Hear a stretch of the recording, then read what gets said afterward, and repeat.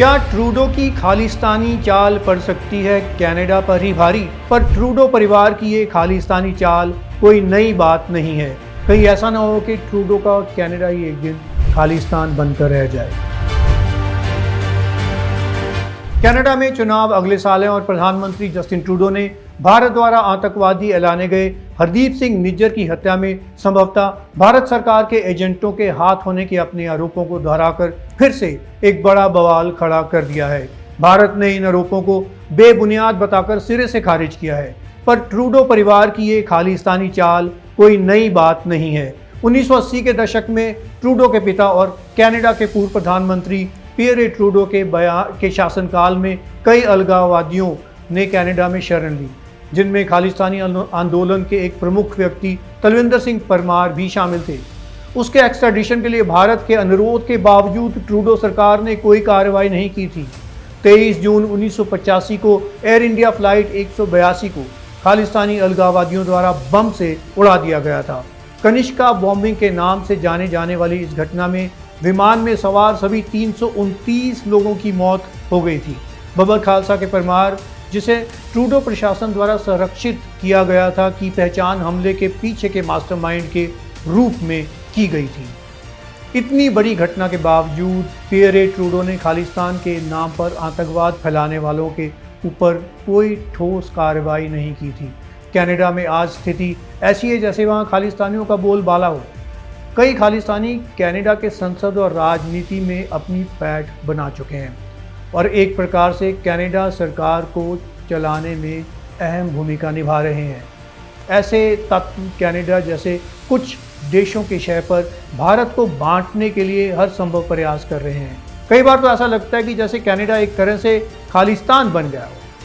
खालिस्तानी अलगाववादी चारों तरफ खालिस्तान का झंडा लेकर घूमते नजर आते हैं और अभिव्यक्ति की आज़ादी के आड़ में ट्रूडो सरकार ने ऐसे तत्वों को खुली छूट दे रखी है।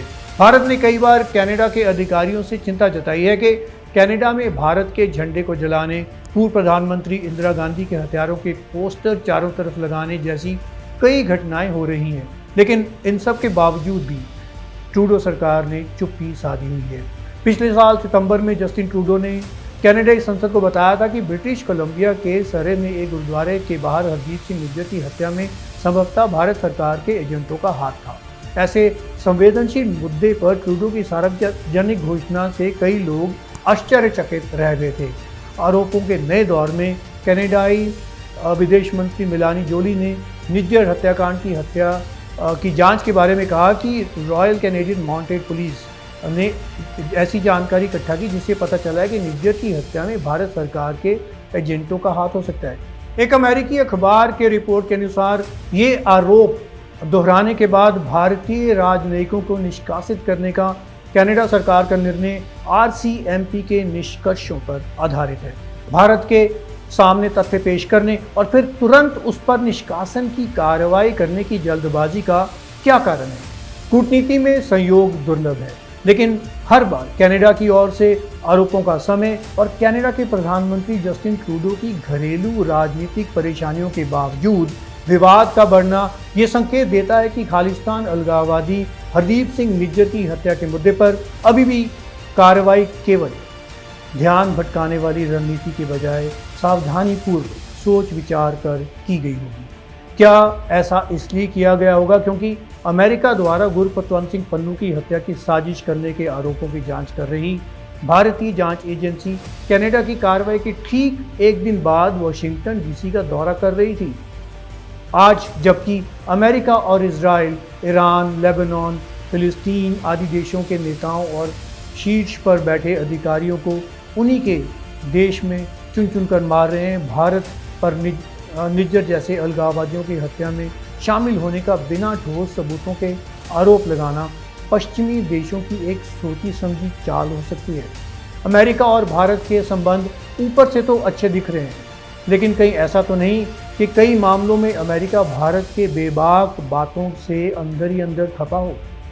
यूक्रेन युद्ध पर भारत पश्चिमी देशों को खुलकर साथ ना देना, रूस से तेल खरीदना जैसे कई मामलों में भारत का रवैया अमेरिका और यूरोपियन देशों को रास नहीं आ रहा है।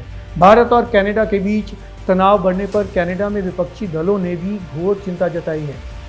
ट्रूडो अमेरिका और पश्चिमी देशों के शहर पर 145 करोड़ आबादी वाले भारत जैसे विशाल देश से रिश्ते खराब कर अपने ही पांव में कुल्हाड़ी मार रहा है।